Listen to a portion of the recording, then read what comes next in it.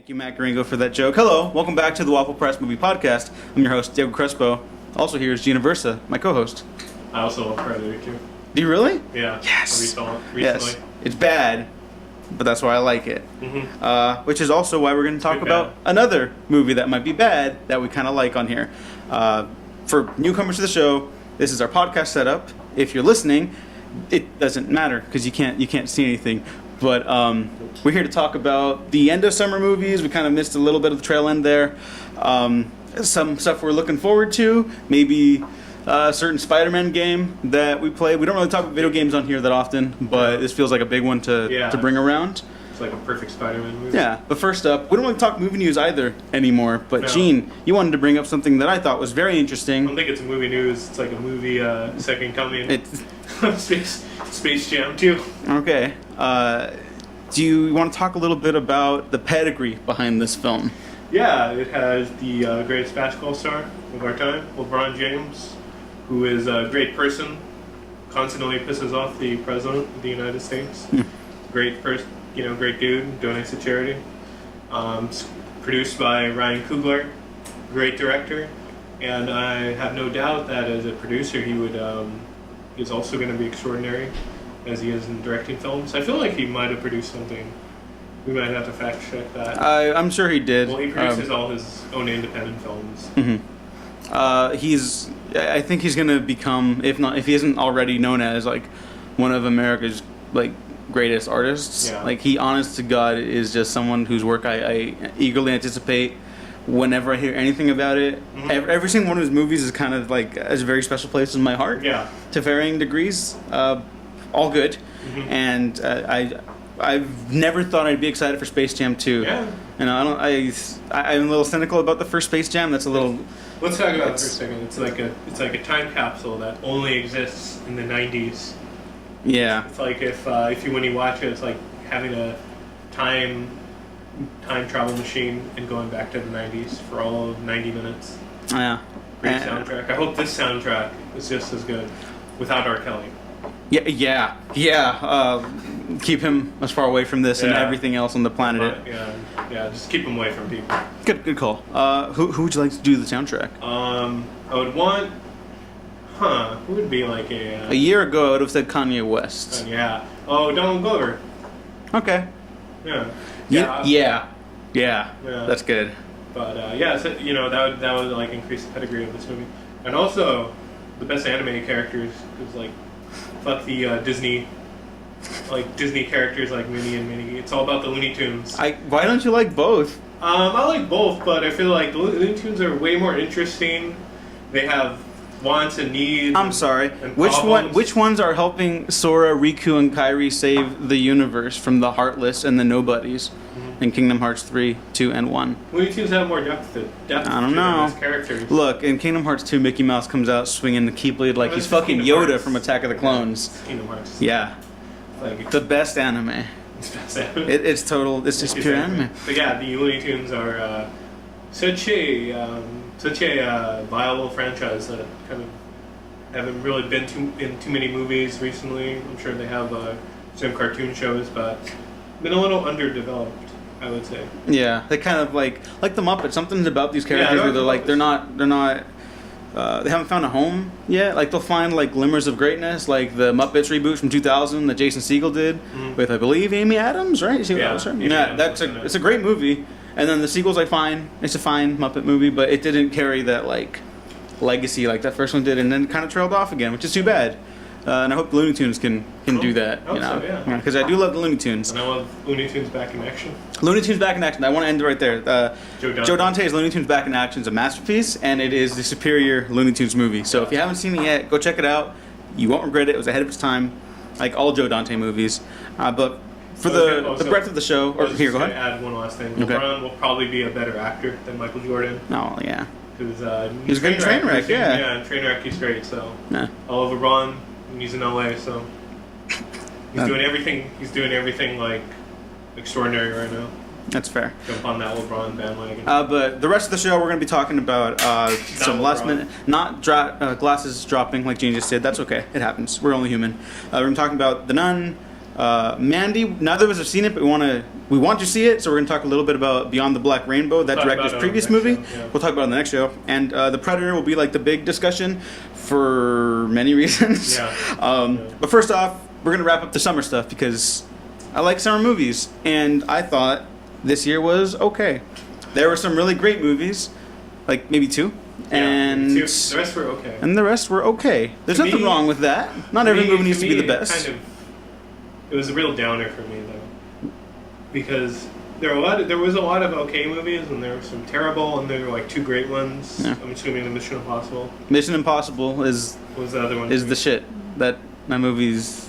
It's fucking incredible. Yeah. I can't believe how good that is. Yeah. But for me, there was just so many gaps where it'd go from like, to me it started with Infinity War, and then there was a month of like nothing. Well, like what? Like an Amy Schumer movie that came out, or something, just nothing really came out. Incredibles 2. Well, that was like in June, but and then Deadpool 2, and that was good. I liked Deadpool. Yeah, I liked it. But yeah, there's too many gaps of mediocrity that really put a dour note on this summer's slate. Yeah, last summer was I thought actually really good. Yeah, it was a very consistent summer of like solid movies. There was just too many shitty movies. I don't even know if any of them were like awful or anything. Yeah. It was just like mediocre. Yeah, it was fine. Because we got like Black Klansman, which we didn't get a chance to talk about because it was in our interim. Yeah. Which I thought was great. There are valid complaints from people who have mentioned that it might be a little too pro-police, given that racism is not like literally just like a couple of dudes on the force. It's an institution that the police force can breed. It can and does breed, and it's more complicated than maybe a 2-hour movie could tackle. Yeah. I did love it, but I think that's a valid complaint. Support the Girls came out. That's a smaller little movie also that is remarkable for anybody who's had like a blue collar job and they felt kind of like lost in the world because of it. It's incredible how relatable that movie is, and you should all watch it because it's one of the best. I saw Upgrade. Was that a summer movie? No. Yeah, it was. Yeah. That was. It came out in June. It did? Oh my god. Okay, well, Upgrade was awesome. Yeah, that counts. I don't know. Hereditary, but these are like smaller movies if you're noticing. The big stuff. Yeah, these aren't like blockbuster films. Yeah. So in terms of blockbusters, I felt it was sorely lacking. Yeah. I felt like just kind of like tuning out some of the films that came out. Like, like Jurassic Park. I mean, I know you like it.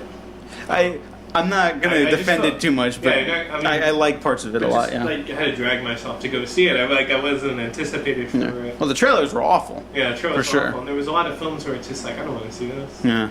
Like Tag. Like, I don't want to see Jeremy Renner's CGI arms. But stuff like that. Like you watch it and you're like, this is fine. It's fine. It's fine.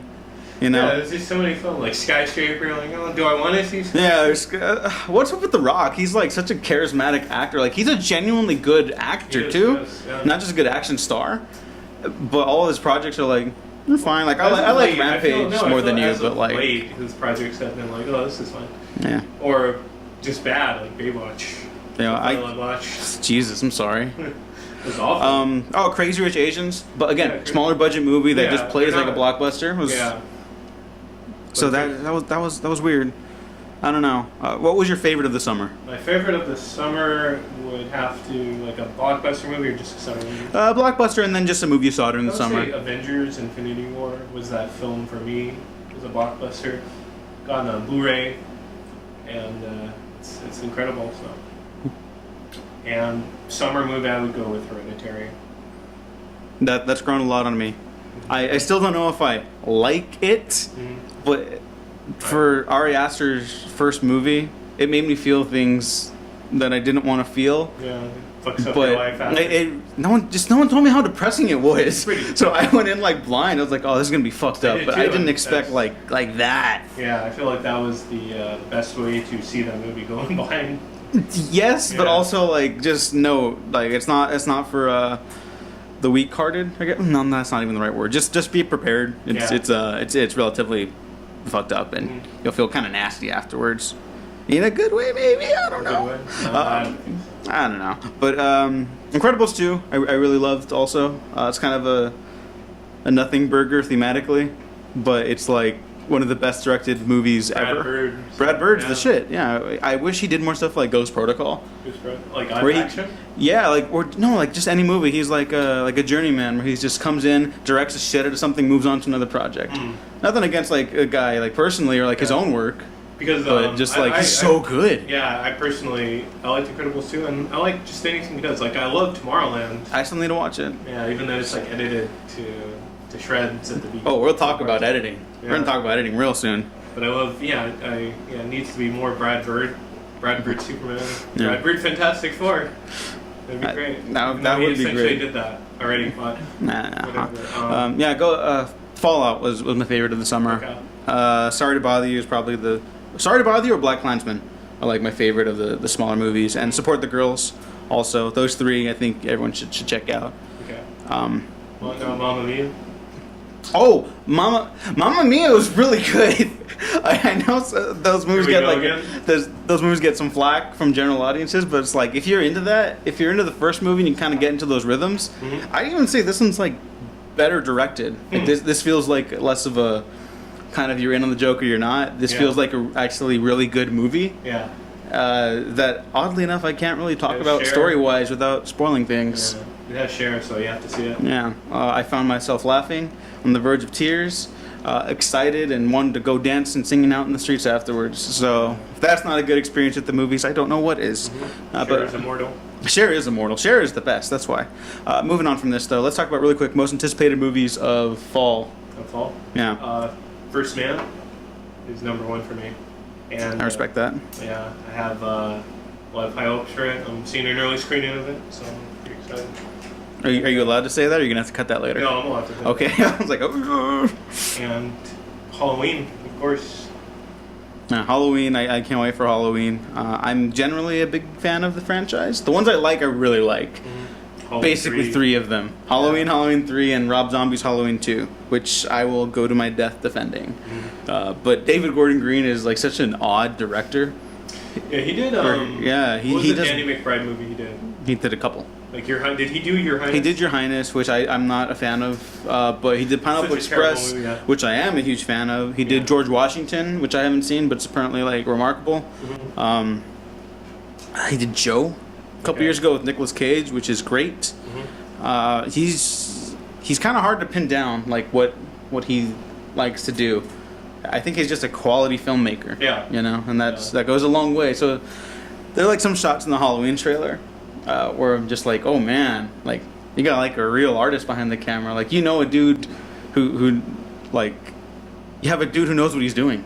Like he's not making just like some run of the mill slasher. Like he's a dude who's like really using the frame to scare the shit out of you. Seems like he has a very deep respect for the franchise. Yeah. So I'm I can't wait. And apparently there are a lot of nods to other entries in the franchise. Not like continuity, not continuity, just like they no longer exist. It's just like, hey man, we know there are fans out there, so there you go. Like I don't care about that stuff, but when it works, that's kind of neat, you know. So fingers crossed. Sure. Fingers crossed for some Silver Shamrock stuff. I know there's the masks of the kids in the trailer, so I'm very excited. Suspiria for me. Okay. Suspiria, and oddly enough, Bumblebee's up there. Bumblebee. Because specifically director Travis Knight of course. Directed my favorite film of 2016. And it has John Cena. And John Cena, yeah. And I didn't know this until today before the show. Leica's a co-production company on that. Oh, is it? They have their hands on it. So it's not just Michael Bay? Oh, he doesn't give a fuck. That's why I think the Transformers spin-offs are actually kind of a cool idea. Because they don't care about the franchise. It's going to make money. I don't know about now, but before it was just making money. That's why they let Michael Bay do whatever with it. For the worse, I guess. I like some of them, but for the worse. And like, you could get a director who's just like, I got an idea for Transformers movie, and they would have been like, okay, no problem, whatever you want. And so I think they did that for Bumblebee. And if Travis Knight just made like a really compelling, emotional story, coming of age thing, then like that'll be really great. You know, the Bumblebee design is like smoother than it's ever been. It looks great. Yeah, like I don't care about like cartoon accuracy or whatever. Just like it's cleaner. It's cleaner to look at. Yeah, it's a better design by far. You can tell where his face is, and like like the Michael Bay formers are like so busy all the time, you know. And this one's just like, here's a structure, here's the head, here's the arms, here's the legs. Seems like it's like good humor. It's not. Like I've only seen the teaser, so I don't know about that. Like anything, like a nice Rick Astley. Anything could happen, so you never know. But Rick Astley. Yeah. Haley Steinfeld was in it. Yeah. She's great and everything. Edge of 17 was good. Edge of 17 is great. If you haven't seen that also came out in 2016. Like my sweet spot, you know, of like coming of age movies. Anyone could enjoy, even grown men. Yeah, well, anyone's supposed to be able to enjoy a coming of age movie. I'm also looking forward to Into the Spider-Verse because I love Spider-Man, which we'll talk about in a second. And it's nice when animation movies actually play with different animation forms. Like, I'm tired of Illumination Entertainment because all their movies look the fucking same. Yeah. Like, every time the Grinch trailer comes on, like, I try not to get too upset over movies. They're fucking movies. They're not real, you know? But then I see that thing and I'm like, why do things make me feel bad? Like about life. Benedict Cumberbatch voice Grinch. He's so talented. He's so talented. Why is he doing that? Well, I know why he's doing that. Money. It's like, get paid, man. You know, I respect that. But no, I'm really looking forward to that. It looks like stunning the way they're like incorporated like old school comic art, like with the panels and stuff, and it's oh my god, I don't know, I can't put it into words yet until I see it, but I'm looking forward to that. Oh, of course. And his last movie, The Rise of the Guardians, was actually pretty good. It is very good. No, it's not, but it's very good. Yeah. And he's one of 3 directors, and I don't remember who the other 2 are, or even his name, but there's a talented group of directors behind this movie, and I cannot wait to see how they pull it off. Hope so. Yeah. Also, Nick Miller from New Girl. Whoa, what's his name? He was in Jurassic World. Yeah. Him voicing Peter Parker is kind of a stroke of genius. Yeah. That's. Why is that you were saying that the other day? Because who he plays on New Girl is kind of like a lazy ass, like alcoholic, who's ambitious mentally, but physically he's just like a nothing. Okay. You know, and I'm convinced if Peter Parker wasn't bitten by the spider, that would be him. Like in my brain, I've always kind of had that image, and so just to have this like meld together like that, my brain like exploded. So I was just like, all right, I'm totally in it now. Perfect. Yeah. Perfect. Yeah. But speaking of Spider-Man, I feel like we should move on to that subject now. So we don't really play video games here a lot at the Waffle Press. We play individually in our own lives. I haven't kept up with many new releases, unfortunately. I'm getting more back into it. The only major release I played this year was Far Cry 5, which is crazy bad. Yeah. Like, gameplay is great, but they dropped the ball, like, big time. It's a good example of what happens when you're like, we don't want to pick political sides. You get a story that's just about fucking nothing. And it's just, like, evil and nihilistic. And I love my nihilism, but that one's stupid. It's too nihilistic. Anyways, the point I'm making is that Gene plays more games than I do. Yeah. We're trying to get back into it. Might be doing more stuff with it down the line. We'll never do it as continuously as movies, but the big one, obviously, of the year, I'd argue, is Spider-Man PS4. Yeah, by Insomniac. Yeah, which made more money than God on its opening release already. Yeah, everyone was playing it. Even I was playing it. That's how you know it's a popular game. I was a little uneasy about it, mostly because there's already a great Spider-Man game in Spider-Man 2, and other Spider-Man games have individual moments of greatness, and I just thought, you know, if it's solid, I'll enjoy it. Cool, I'll move on with my life. What I did not expect was to fall absolutely head over heels in love with this game. There's issues in terms of Spider-Man and his world every once in a while. Okay. Well, you know what? Not Spider-Man. How the world is presented once in a while. But I am shocked that I felt this way about a game that I had not expected to feel about. And it's game of the year. It's only the second one I played, but game of the year. Yeah, I don't know. I wasn't as hesitant about it as you. It seemed a little too reminiscent of Arkham, the Arkham series, which, you know, that's a perfect game in itself. Which one? Oh, Arkham's all the Arkham City. We're not going to fight about this, but I would very much disagree. Okay. Two of them are great, but let's talk about Spider-Man. Okay. And I got it opening day. Took 9 hours to download because I got the digital file, but that's okay.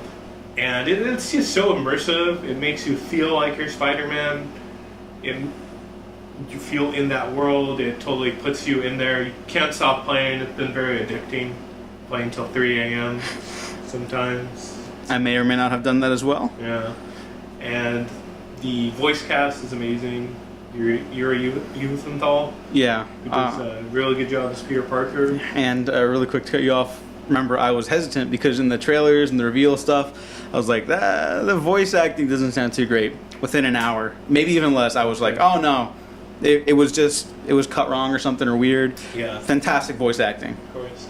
And it reminds me, without spoiling anything, it reminds me of the Batman Telltale series where the characters feel familiar, but there are a lot of interesting wrinkles in the story that makes them different from the classic versions, from the comics.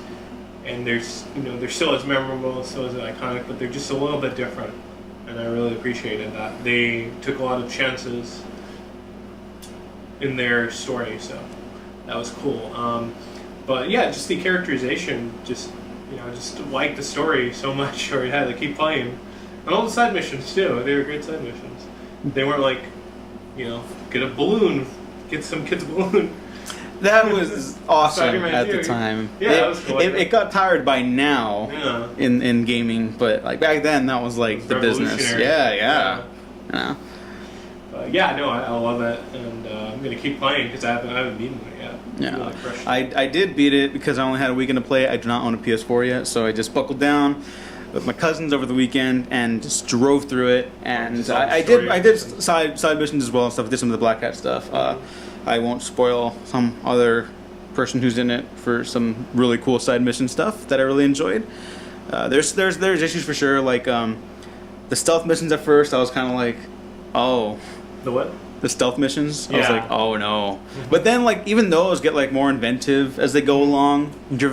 Every mission is driven by character and by the people in Spider-Man's life, and that's what I come away with the most, like, appreciating. It's a very warm game. Like, I was mostly interested in their relationships and how they were gonna get together or fall apart, throughout the stories. Spider-Man 3 finger gun. Oh yeah, that's the business right there. Play that song in the background. Yeah. There's weird stuff about surveillance in New York that's kind of brushed over as like a good thing. Yeah. That's a little uncomfortable. I'll probably do a written review at some point, and I'll just explain my thoughts further because I got to kind of go into spoilers for some stuff. But no, fantastic story written by Christos Gage and Stan Slott and like two other people.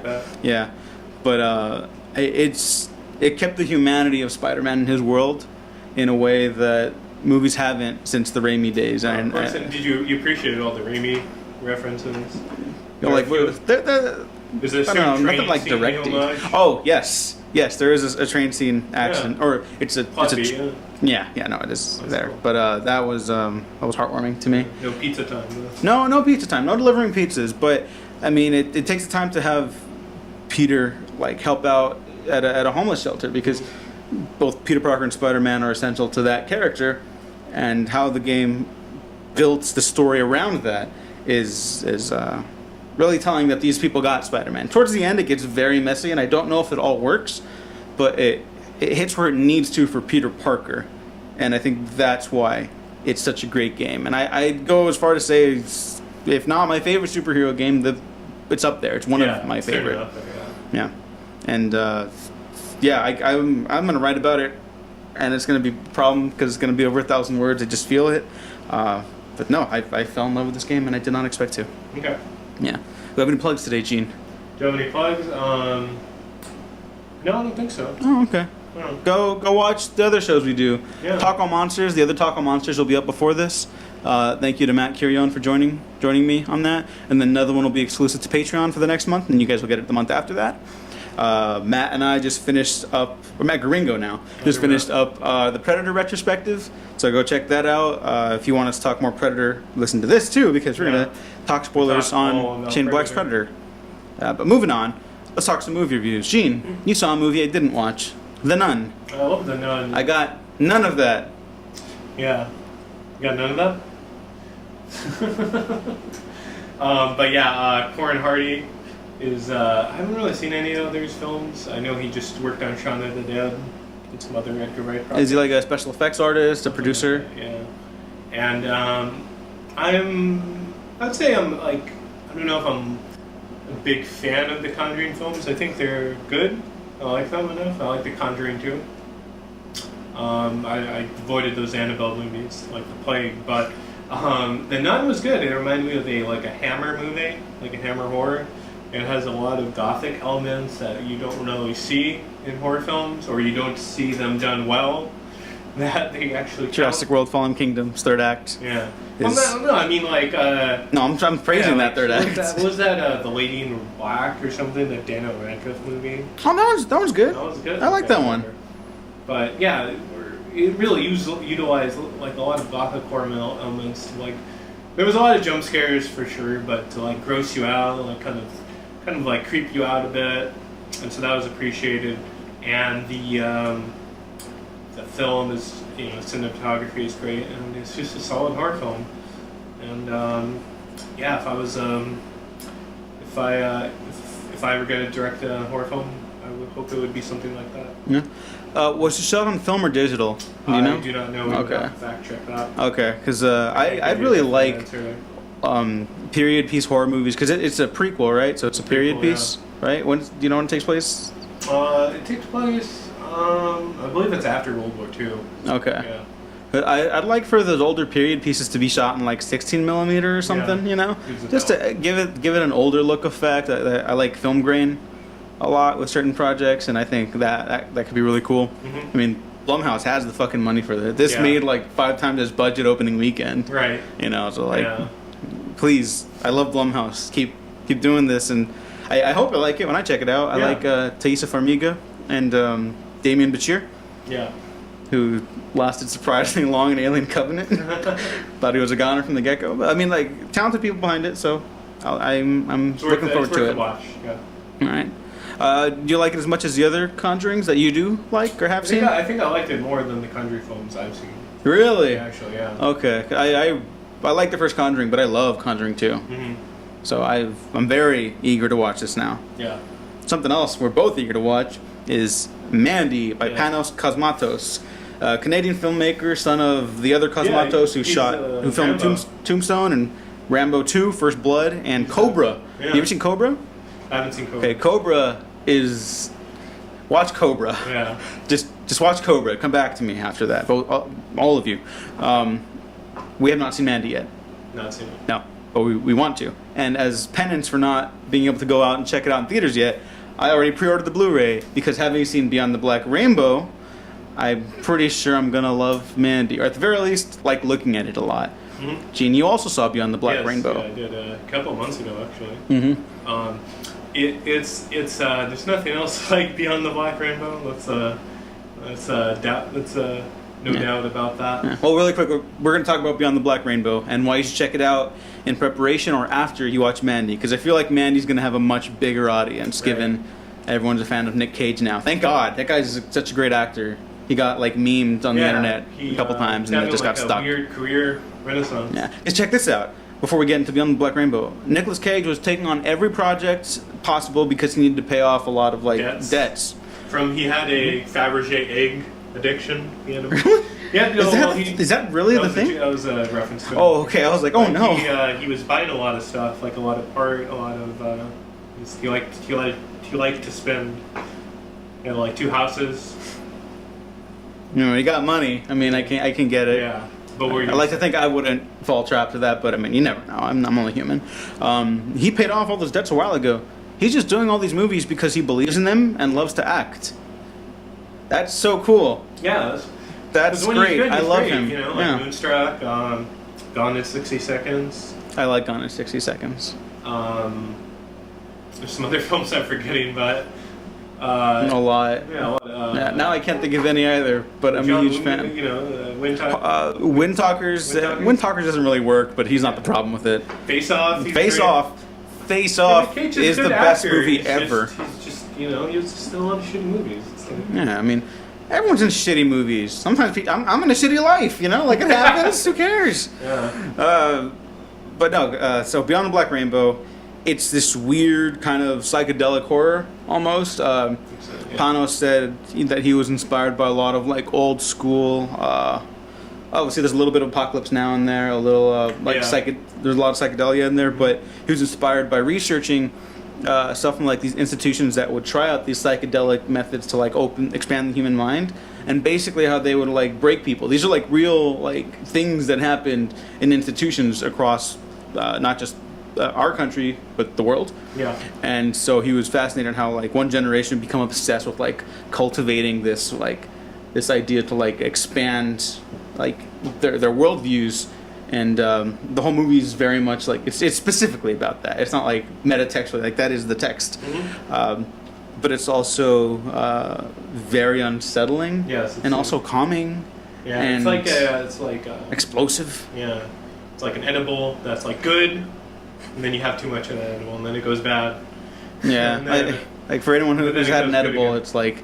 You know, like after 20 minutes, you're like, this edible ain't shit. And then like half an hour into Beyond the Black Rainbow, you're just like holding on to your seat, just like, what's... The walls are moving. Yeah. Like, you feel the TV. Yeah, it's not pretty.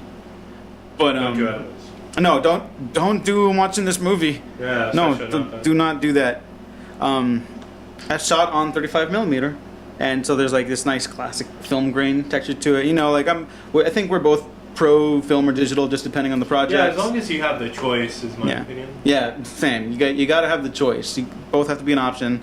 Losing film would be a huge mistake, because then you don't get stuff like this, which looks amazing on film. And I don't know if you get the same like texture to the film, like that aged texture if it was on digital. There's probably a way to do it. It'd be different though. You don't get this version of the movie. Of course. And it's a gorgeous looking movie. It's one of the most gorgeous looking movies I've ever seen. Yeah, I mean, when I was just looking at stills from it, it seemed like, is this like this movie from like the 80s, like something like that? Yeah, it reminds me of The Love Witch a little bit, and they have nothing in common except for this. Except for looking very good, and how they're shot. They're shot like older movies, like they use old school lighting techniques that are not commonplace in modern movies anymore. That's not a good or a bad thing. It's just times change, and the effect is just radically different from anything else. Like if you pick this up at a video store, if video stores were still commonplace a thing, then you didn't see like the date on it, you'd be like, oh, this is an old movie from like at least the 90s, you know, if not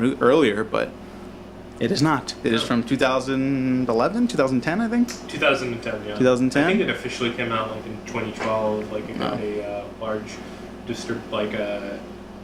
some sort of distribution deal, but Magnet.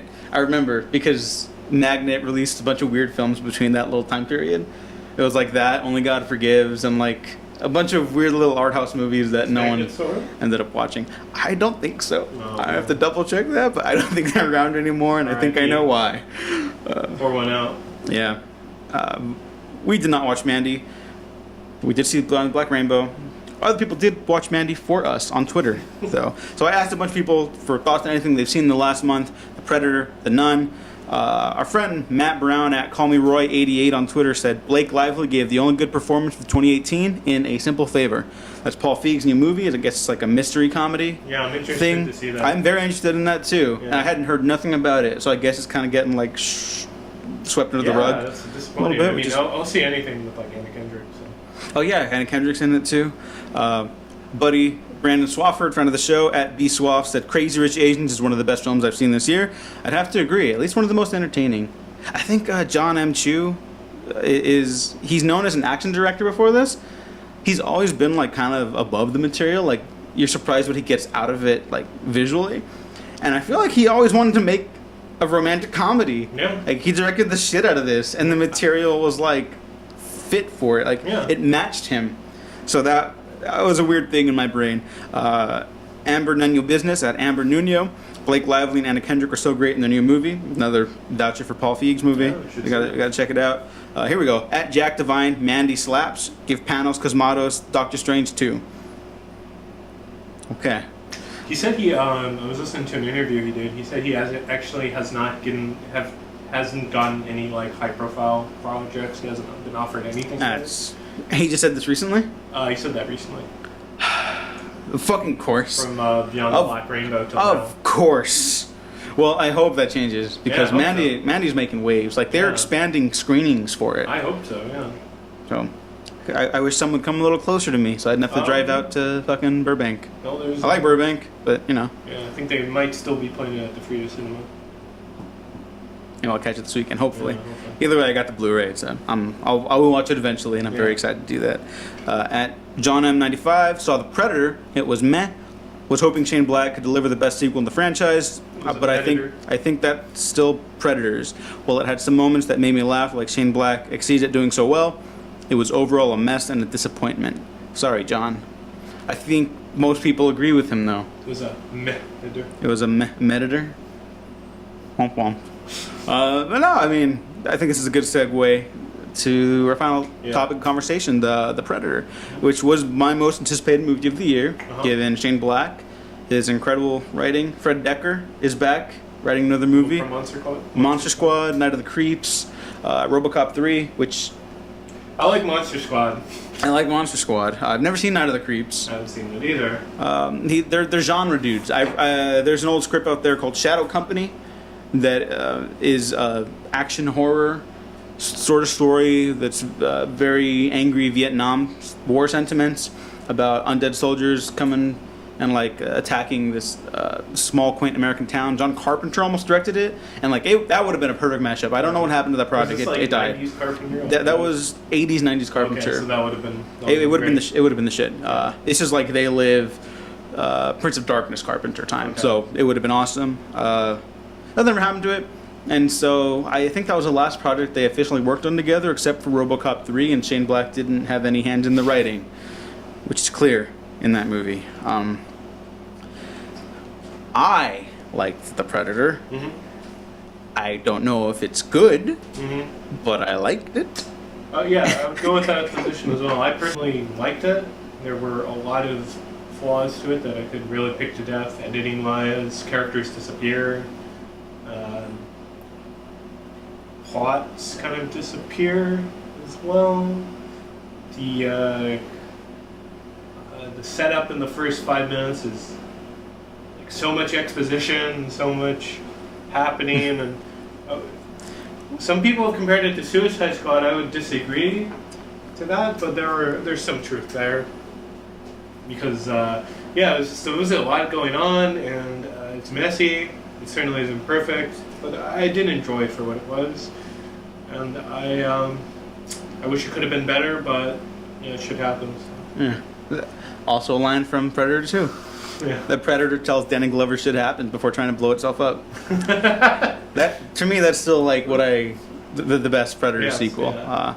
This would have been arguably the best Predator movie, I think, if it had not been fucked by the studio. Yeah. Shane Black ended up screwing himself over by hiring a registered sex offender for Olivia Munn's scene. So if you're wondering why Olivia Munn's opening scene, full of spoilers, by the way. With the dog. It starts. The dog barking, and then it just goes to her, right? Okay, yeah. If you're wondering why that scene feels weird, it's because there's like 5 minutes before that where she's getting harassed by this dude, and she's talking to that dog's owner, and that opening scene establishes her affinity for dogs, her way of shutting shit down from idiots, and just her whole character trait there. So if you're wondering why she's like thrown into the movie, it's because they had to cut that scene because Shane Black was being a dick. Like, I like the guy. I think I hope he's like an okay guy, but I mean that was a bad move. I met Shane Black in real life. I forgot. He's actually really nice. He made a very bad mistake. Yeah. There's not too much more to say that hasn't been said already. Yeah, I mean, he apologized. I don't know. No one knows if he's apologized to Olivia Munn at this point in time. I hope he has, because otherwise it's kind of a nothing thing. But he said all the right stuff, so I genuinely hope that he learns from this experience. All right, for the rest of the movie, it's so fucking awfully edited. Like I would say on par with like Suicide Squad and Justice League, but not as obnoxious. We talked about this earlier. It's not as obnoxiously cut. It's obnoxious to me, like watching it, where it's like every single scene has to have like a song. They introduce characters twice. Yeah. They forget that they introduced them. And it was apparently it was edited by a bunch of music video editors that they outsourced to. That and trailer editors. Trailer editors, excuse me. Yeah, for Trailer Suicide editors, Squad. That's what I meant to say. Yeah. Suicide Squad. Yeah, this one, I don't know. This dude edits for TV, Okay. and I think this was his first movie job. Maybe that explains I gotta check that, but that might explain things because movies have a different flow than television. So, I bet you have a lot of questions about what happened in the original movie, Gene. I do, yeah. Rory, the son of Quinn McKenna in the movie, is on the spectrum, and the Predator came to Earth apparently because that's the next phase in human evolution, and they're trying to like stop that or something. It's very unclear. There's the OG Predator and there's the upgrade. And the OG Predator came to Earth and it starts killing people, but then you find out, oh, he came to Earth to warn humans and like help humans. But it's like, why the fuck? He just killed like a dozen people at least in the opening of the movie. So like, why would that even matter? Yeah, that's such a weird, conflicting thing. Yeah. It's like when everyone's clapping for Godzilla at the end of the 2014. Well, no, because in that movie they're in the wrong. Okay. They're in the movie frames it correctly. You know what I mean? Yeah, I know what you mean. Yeah. It reminds me of the SpongeBob meme. It's like, we saved the city. Oh yeah, that's exactly what it is. That was not the purpose of that Predator in the original draft. It was coming to meet up with two other refugee Predators who were cut entirely from the movie. Mm-hmm. The entire last half of the movie is completely different. They needed to get Rory still on the ship for the final confrontation, so I guess they like retroactively made it so that autism's the next phase in human evolution. Which, yeah, dude, it's 2018, man. Like, what are you doing? Stop having plot lines like that. Just make him have like photographic memory. That's like a real thing that people like have. Well, it's not very complimentary to that community. So. No, it's not. You know, like it's bizarre and like othering. Yeah, it's othering. It's like, oh, they're magic now, and it's like that's gross. It's just it's a very done to death plot line that shouldn't be a thing. Yeah, I will say there's probably a lot of good arguments out there for like how many of the jokes are like distasteful, especially nowadays. Yeah, there are a lot of if you're kind of into the bro jokes. Yeah, if you're kind of into like that trashy nastiness of the 80s action movies or the 90s, this will be your cup of tea. If you like The Last Boy Scout, you'll probably like The Predator. Mm-hmm. If you don't, you ain't gonna like it. Yeah. Your mileage on like Predator sequels kind of varies on your tastes by this point. Yeah. But then they change all this stuff that just really like dilutes the overall like quality of it, because it was pitched as an event film. They wanted to eventize the Predator. Yeah, like Aliens. Independence Day. It was never point of reference, but like that was always the feeling I got reading the script. Mm-hmm. Where it was a little bit, yeah. It's very like, whoa, like there's a mystery here, like people are unsure about it in the first act, and then by the second act shit's blowing up, mm-hmm. and it just gets bigger and bigger and bigger until they got to stop it from expanding across the globe. It was never a global conflict or anything, but it would have gotten big. So there's the stakes were high. The stakes were incredibly high and well established also, which is not what happens in this movie. Things just kind of like happen to people. Yeah. But I will say that I really love the characters. I love the Loonies. I love Tom Jane. That name's probably gonna like age terribly within like months, but I did love them a lot. Just wanted his kids back. And Tom Jane just wanted his kids back, man. Keegan-Michael Key was awesome. I really love those two characters especially. Like, they always died together in every version of the movie, as far as I know. And I like that still carried over, because they have this weird camaraderie, because one killed the entire other person's squad, and that was the only survivor, and they're stuck together, you know? Mm-hmm. Like, that's kind of a Lethal Weapon thing, almost, and that was great. Trevante Rhodes is the real deal. Mm-hmm. That dude needs his own action movie or franchise, like stat, because he's just got. Oh yeah, I didn't need that though, if I'm being honest. Oh, it's got like it was tongue in cheek. It's fine. Yeah, it would probably work better if the movie was the complete movie, you know. Right. So I'm not gonna dig that too hard. I liked Olivia Munn a lot. Yeah. I heard some backlash against her. Against her character. Her character, not her as a person. If you're like calling her out for like calling out a sex offender, you're just an asshole.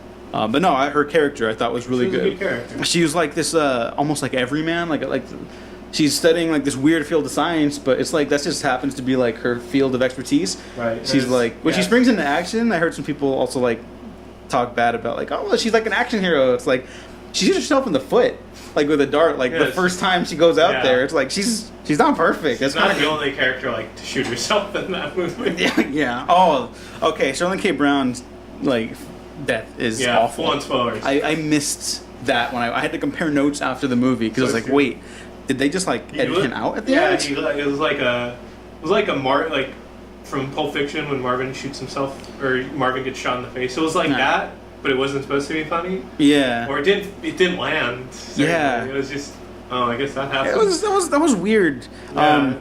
But he has great lines in this. Like his opening line is like all timer for the franchise. Like they're large, they're fast, and fucking you up is their idea of tourism. That's awesome. Great delivery. Yeah. He was a good G-man sort of. Oh yeah, he was great. Mm-hmm. And his original death in the film. Yeah, I'm sure you heard Edward James Olmos was cut out of the film, right? Yeah. He was going to be talking back and forth between some government official on the phone, and it was going to be Edward James Olmos' character. Yeah. And he's basically trying to rein in Traeger because Traeger's basically gone off the reservation. Rogue. Yeah, he's rogue. He's cleaning house basically to not get in trouble. Mm-hmm. And at one point in the movie, when they go onto the hybrid ship, the Ark they call it, right? Mm-hmm. The hybrid had a bunch of other mutated predator hybrids that were going to be on the ship, like hundreds, like basically like a small army, and they were there to also like clean house, like take out the refugee predators that were there that were cut from this movie. Was there still like the hunt?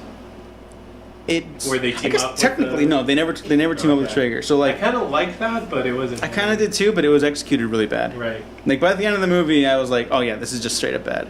But so then the whole finale would have been like a chase scene to protect the refugee predators. But before that, Traeger would have tried to betray Quinn, and he has like this line where he's like, "Oh, isn't that like ironic, like a long distance sniper dying from a shot to the head?" And then he gets shot in the head, and it would have been like one of Edward James Olmos' men. And then like the hybrids would have like chased them. And they'd be like, "We'll hold them off. You get the predators to their ship so they can escape." And then, they get all wiped out and shit. And then it would have been like this crazy, something you'd never seen in the Predator franchise, like an extended chase scene with like these weird monsters. And there would have been like a crab-like predator, like a spider, lizard thing, and it like with 3 arms and just like. No alien predators? No. It would have just been like a bunch of weird shit that would have been awesome. And I imagine they had like effects done for that because that was just reshot this year. Mm-hmm. It's crazy. It's crazy. And there needs to be more Edward James Olmos because Blade Runner 2049.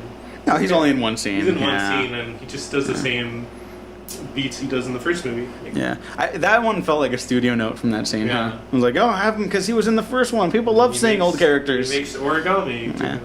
I mean, I guess that kind of works for the story. I'm not going to knock that scene. Yeah. At Brooks R. Vernon on Twitter says, I feel like I haven't had much luck the past month. The movies I've seen, The Predator was fun but disappointing. He also said that The Nun was harmless but cheap with its scares, and The Happy Time Murders was, it was certainly something. Brooks, I completely agree. I haven't seen The Happy Time Murders, but it seems like it is something. The Predator is better than The Happy Time Murders. Yeah. Something I did really love, though, was the practical effects mixed with the CGI. Some of the trailers made the CG look like real bad. Mm-hmm. There's like maybe like 1 or 2 shots, but I really like the look of the upgrade Predator. Yeah. It's like 10 feet tall and it doesn't look goofy. Cool. Yeah, that was a great design. He's so muscular. Yeah, like it doesn't need armor because it's upgraded itself to the point where its skin is the armor. Mm-hmm. Like, that's fucking metal. That's so cool. Super, rad. And just the image of it ripping out the other Predator's head, like that's badass. Yeah. At Movie Kale, The Predator was a sci-fi movie, channel greatness. That's fair. The Nun was fine. Kin is fine, but with a huge surprise. I have not seen Kin. Have you seen Kin? Yeah, I saw it. It was okay. Okay, well. It was fine. Was that a Netflix movie? No, I don't know. Sounds like a Netflix movie. I don't know. It's not a positive or a negative. I don't know. I can't comment on that. At Latte Boy, Mandy fucks. All right. Okay. But yeah, I guess, I don't know, man. The Predator could have been like the blockbuster of the year. Yeah, the movie. And it was just not. It was edited, it was changed last minute. So all the behind the scenes stuff didn't help it at all. Yeah. And yeah, it was. I still think it would have done better if they had actually marketed it like Independence Day with Predators, which is what they wanted to do. I don't know what changed along the way. It seemed like whoever they got to edit the trailers are like really bad. Yeah, it seemed like how Beyond was promoted. Star Trek Beyond. Oh yeah. Just kind of like, oh, we might It's have there. a good movie. It's there. Oh, the Star Trek Beyond is better than this, though. Yeah, of course, like by miles. And like you can't really. I wouldn't recommend The Predator to anybody. Like I really enjoyed myself watching. Like I'm gonna buy the movie. I really love the Predator poster with the big predator holding the predator skull. Mm-hmm. Like that's just a great image, I think. Yeah. It tickles my fancy. It's trashy. I'll watch it with a couple beers and pizza next time. Also watch it with. And I'll watch it with you. yeah. It's if you're into this type of trashy '90s movie, because this is a '90s movie made in the 2010s, you'll enjoy it. But I wouldn't go out of my way to recommend it to anyone, No. and that's too bad because Black and Deckard are kind of like really great genre writers. Maybe Black more than Decker. Yeah. But I don't know. This should have been like a big thing. What do you think of the Predator dogs? The Predadogs. Oh yeah, they were one of the cooler aspects from Predators. I'm glad they brought them back. Yeah, they changed up the designs, which I'm cool with. Like they're just different alien dog and things. I like the dog that followed him. It was goofy. Yeah. We don't know what happened to him. Yeah. Okay. So the original version of that too is, and you could hear more of the original stuff, draft stuff on the Predator retrospective I did with Macarengo. But for this, I actually didn't bring this up. So because the whole pet thing is established early on with Olivia Munn's character, and then like there's even more stuff with the dog. Like it's joining them like on this little adventure basically, right? Just trailing behind them. And at the end, after they defeat the upgrade, they get surrounded. It's a very good boy. They get surrounded by the surviving men from that government agency and Edward James Olmos agency, and they're about to like shoot it down. She's like, whoa, stay the fuck away from my dog, or something like that, right? And so like she just takes the dog with them, and I think you know the original ending, right? With Arnold coming out of the helicopter saying like, that would have been awesome. That would have been way better than this. I mean, it's still sequel baity, but like it works better. That's such a good sequel bait and a good ending as well. Yeah. And who doesn't love Arnold? And he needs to be in better things. It's not his fault. Yeah. And I don't know. He wanted to have a bigger role if he was going to come back, and like, I think this would have been a great story on its own, and then you could have him again like as a co-lead in the next one. Yeah. But he didn't want to do that. So even if it had worked out, you ain't getting that ending. And the Iron Man Predator armor is dumb. Yeah, like that's too dumb. I'm not gonna. Very disappointing because that hyped you up in that scene to like such lengths. Like, what is this? No. To be I didn't think it was going to be an alien, but in the back of my mind, like, could it be an alien? Yeah, no, that was bad. That was bad. But that's kind of it. For Predator, major disappointment. Still liked it. I don't know. Hopefully next time we come talk about a movie we're looking forward to, it's better. Your Halloween's pretty good. Yeah. Maybe that's it. I hope so. Yeah, I really do. All right, we're basically wrapping up right here, but a couple more thoughts from movies from you guys at Ted Carpley. Fuck movies. Okay. All right, Gene, where can people find you? You can find me on Gene9892 on Twitter and Instagram. You can find me at DEWGO Waffles on Twitter. Subscribe to the YouTubes and the Waffle Press and the SoundClouds and all that jazz. iTunes, Patreon. Go support us there so we can continue expanding our horizons. This is not cheap. We're looking forward to doing some more commentaries. Maybe a special kind of different idea we talked about for a little while. You'll hear about it soon. We'll probably start it soon, hopefully. Hope so. I don't know. We got to plan out some stuff with Nick too. Hi Nick, you're not here, but thank you for calling me the other day. Miss you. I'll see you in like a week. So thanks for listening. Thanks for watching. We've been professionally unprofessional.